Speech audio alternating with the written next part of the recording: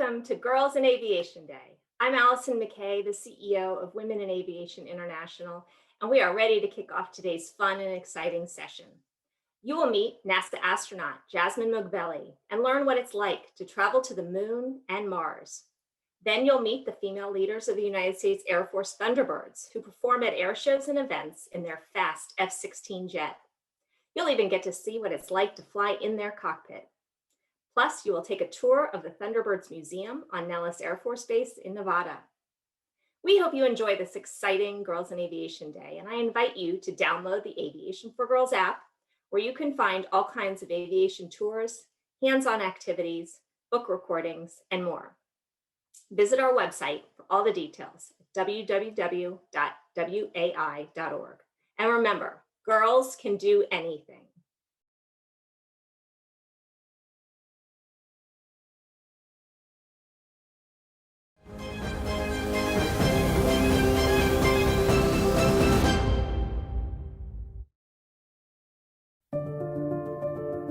I still wake up every morning and it feels like a pinch me moment to think that I'm actually an astronaut right now.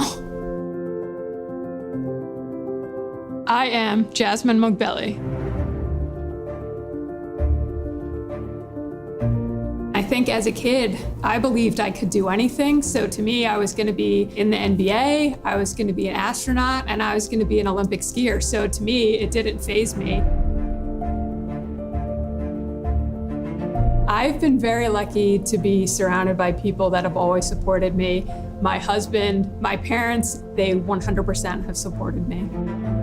Jasmin Moghbeli. As I started to overcome more challenges through my life, I realized, hey, I could possibly really do this. I think it's 100% natural to have doubt. What's important is how you respond to that doubt and just let that be your driver to work harder and figure out a different way to do things. I think there are a lot of reasons for going to the moon. Our curiosity. Who in the world doesn't stare up at the moon and just wonder, while we've been there before, we've only explored a limited region of it. And so getting to learn more about the moon, I think not only can teach us more about Earth and our own planet, but also can set us up for going further and going to Mars.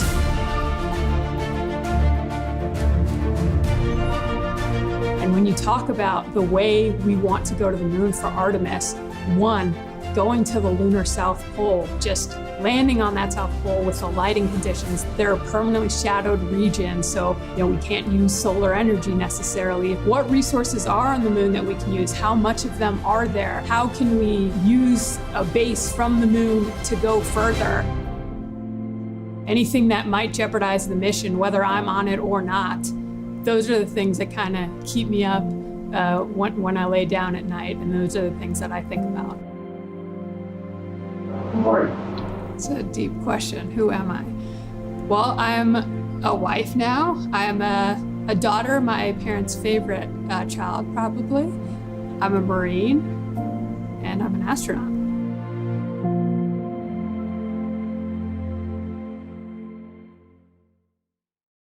Hi everyone, I'm Allison McKay, and I am so excited to be joined today by Jasmin Moghbeli and to find out what it's like to be a NASA astronaut. So welcome, Jasmin. Thank you so much for being here.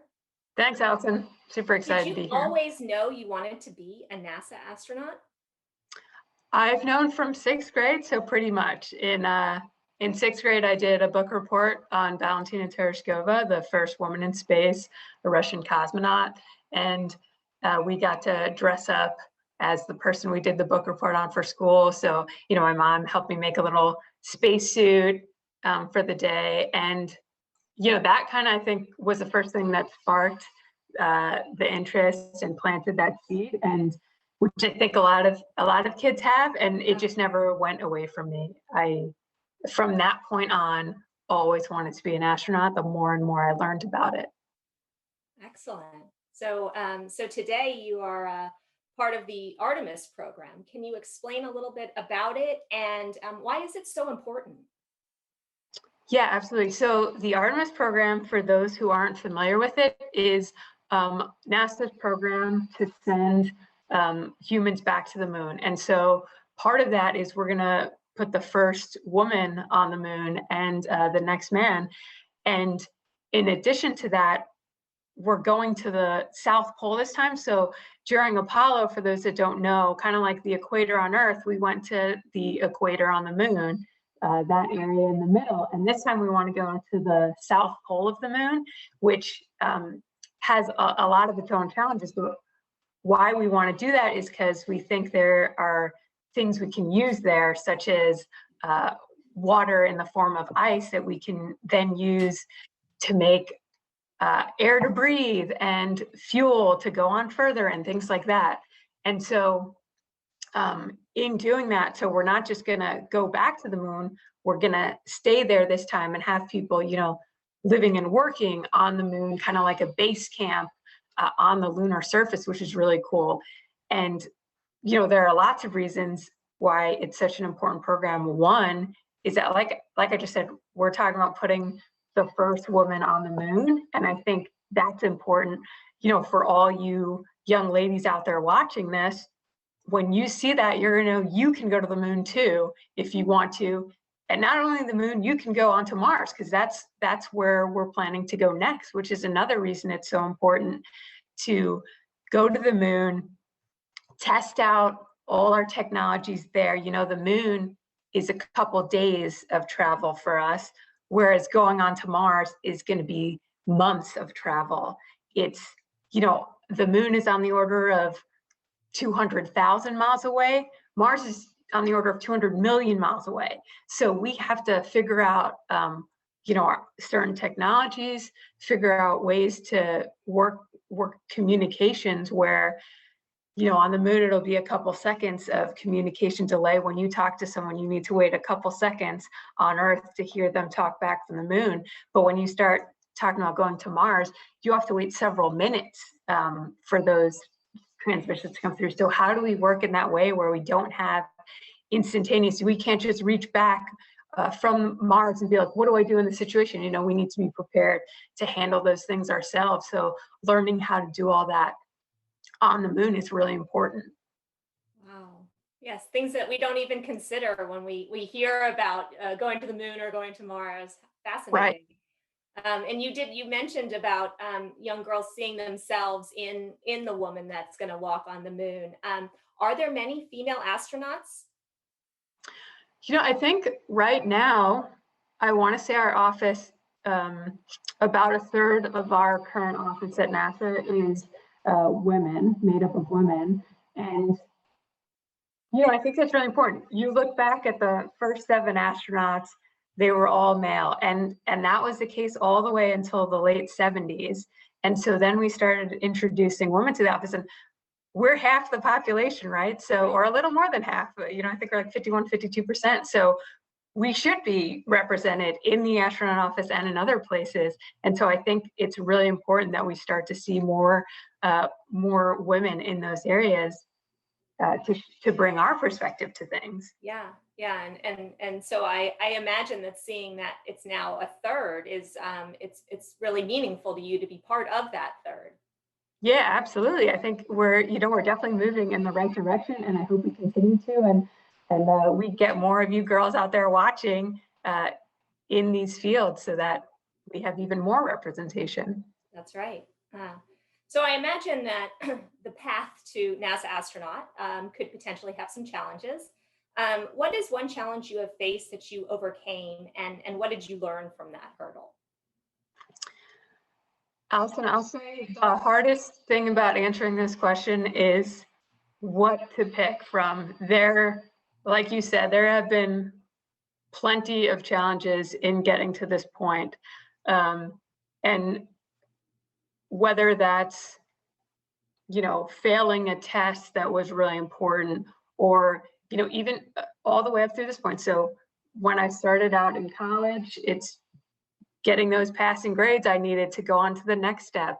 And then in flight school, guess what? I had a really bad sense of direction. So I would get lost flying, which sounds really silly, but you can't do that as a pilot. So I had to overcome that. And all the way to now, you know, in the astronaut training, for me, practicing spacewalks and being in the neutral buoyancy lab in that spacesuit, it was really challenging to figure out how to work within this spacesuit.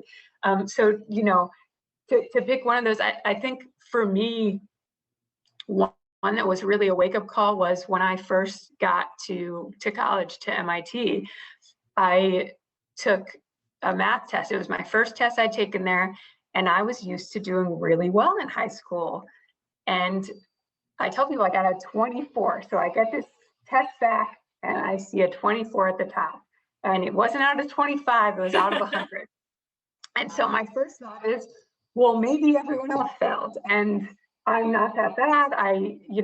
I'm maybe in good company. So I kind of started peeking around and I see lots of 80s and 90s on papers. So that moment to me, I think, was just a wake-up call of, hey, things aren't always going to be easy. Like, you're going to have to push yourself outside of what's comfortable. You're going to fail at times. And there's never going to be certainty that, you know, nothing's certain unless you make it happen. And so that, I think, just being one of the first big challenges that felt, in that moment, I was terrified that I wasn't even going to graduate college.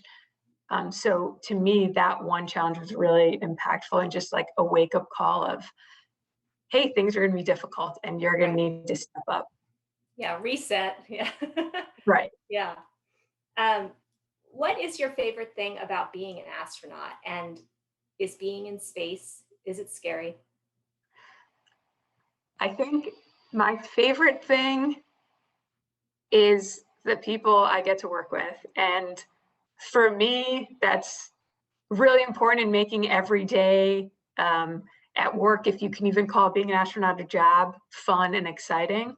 And we have just so many incredible people working on the space program and in human space exploration. And so, you know, getting to work with all the different people. So, you know, I talked earlier about when we train for spacewalks, we're in the Neutral Buoyancy Lab, which is basically a huge pool with a life-size mock-up of the International Space Station in it. So, you know, just think a very large pool.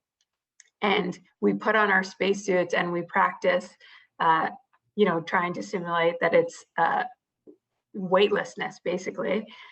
And for that to happen, for two of us astronauts to train, there are several divers in the water watching us, making sure we're safe. There are people controlling our suit temperatures, people controlling our comms, people as technical directors and technical coordinators running the actual event. So just for two people to train for a day, it's like dozens of people that are involved in that. And those people are what really make it exciting. And then kind of the second thing is just that every day is so different. You know, one day you're learning how to be a doctor or a dentist. Another day you're learning how to do science experiments. Another day you're learning how to maintain things and be a maintainer, because when you're in space, you have to be all those things. Yeah. Yeah. So is it scary? Is being in space scary? So, so I haven't been to space yet, so I can't speak from personal experience. But I would think that the knowledge of, you know, we get to see the behind the scenes. For example, the International Space Station, I get to be a Capcom for that and see the inner workings of mission control and the people that are working behind it to solve any challenges that come up. So I think that's a sense of comfort of knowing who's back on the ground to support you. Yeah. And you do have so much training that goes into it, right? So you Absolutely. hopefully, you know, have a comfort level with that amount of work that goes into it. Right. Along the way, I am sure that you had a good group of mentors that that you could rely on when you had questions, or, you know, you ran into some obstacles, and especially now with that fantastic group of people that you work with. You know, do you have like one or two that kind of pop out in your mind as like they really were influential in where I am today? Yeah, I've been lucky to have no shortage of good mentors along the way, and that starts with my mom. You know, she, for me, has been the person that's been there my entire life to kind of advise me and show me also by example certain things. And, you know, I think something she taught me that was really important was just having the courage to make your own future. And those decisions aren't always going to be easy, and doing what's right isn't going to always be easy, but having that courage to, you know, take control of the things you can, to, like I said, make your own future and make your own way. And I think so. She's always been really influential to me. And, you know, even throughout my career, I've had many. In school, I had many, but also here in the astronaut corps, Tracy has been a great mentor to me. And despite being so busy, when she knew I was struggling training for the spacewalks and in the neutral buoyancy lab, she took hours of time to watch videos of me going through it and tell me things I could improve upon and change for the next run. And so she's also been a really big one for me. That's excellent. So we're talking to a lot of young women who look up to you and have so many dreams of their future. What advice do you have for girls who are thinking about a career in space? I think first off, yes, please. Like we want you, we need you. I think it is really important to have the perspective of all sorts of different people from different backgrounds, who have different experiences that they can bring to the table. So, you know, please, like I said, we need you. But also, you know, space is hard. And sometimes NASA makes it look really easy. You know, you watch for those of you girls out there that saw the rover that just landed on Mars, you know, JPL made that look easy. That's incredibly difficult to land a rover on Mars and do all the things that we're doing. And, you know, we're looking to fly a helicopter on Mars. It's really challenging. And especially when you start talking about adding humans in there, now there are people's lives on the line. So space, like many other things that are worth doing, it's very difficult. And as I alluded to earlier, you are going to fail at some point and probably at many points. And if you're not, maybe you're not challenging yourself hard enough. But what's really important is how you respond to those failures. That shouldn't be the end of the story. If something is worth doing, then you figure out another way to make it happen. You get help from other people. And that's, I think, the last thing I would say is, you're not doing this alone, right? One, there are women paving the way for you. Reach out to them and get their advice. And also, you know, amongst yourselves, I think it's really important for us to lift each other up. And I think that's something that's not said often enough. You should always be looking to bring those around you up with you. And I think if we collectively do that, we're all better off in the end. You know, you should never be looking to step on someone to get ahead. You should always be trying to point out, hey, that person did something really cool, or that I thought was really creative or really smart. Point those things out and encourage them on those, and then they'll do it in turn to you, you'll find. So I think that's also really important. Yes, that's such a good message, especially for all these girls who are looking to get into this industry. Is, yeah, bring someone with you. We need all the help we can get. Thank you so much, Jasmin, for taking time out of your incredibly busy schedule to talk to us and the Girls in Aviation Day group. We are so excited to see where you go next. Yeah, I'm very happy to do it. Thanks. And hopefully I'll see you all in person in the future. Definitely. And now, girls, it's your chance to ask Jasmin questions. She's joining us live, so type your questions in the chat.